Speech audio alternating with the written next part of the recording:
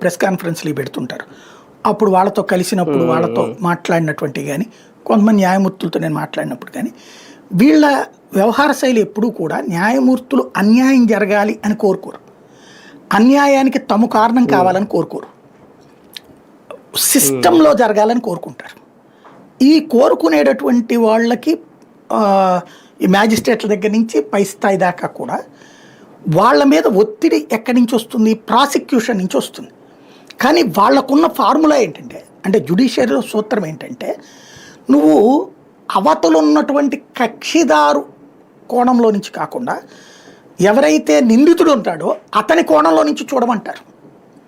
అంటే దీన్ని ఏమంటామంటే, రాజ్యం ఎప్పుడూ కూడా వ్యక్తిని బలిపశువుని చేయడానికి చూస్తుంటుంది. ఒక దాన్ని ఏమంటారు, వామపక్ష పరిభాషలో చూస్తే రాజ్యం ఎప్పుడూ కూడా ఒక వ్యక్తిని, పవర్ఫుల్ వ్యక్తుల్ని తొక్కేయాలని చూస్తూ ఉంటుంది.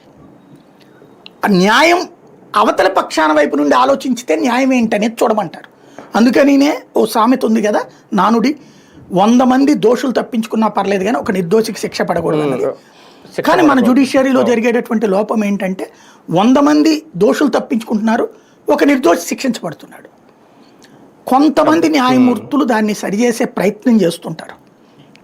వాళ్ళ జీవితంలో వాళ్ళకి మానసిక సంతృప్తి ఏదన్నా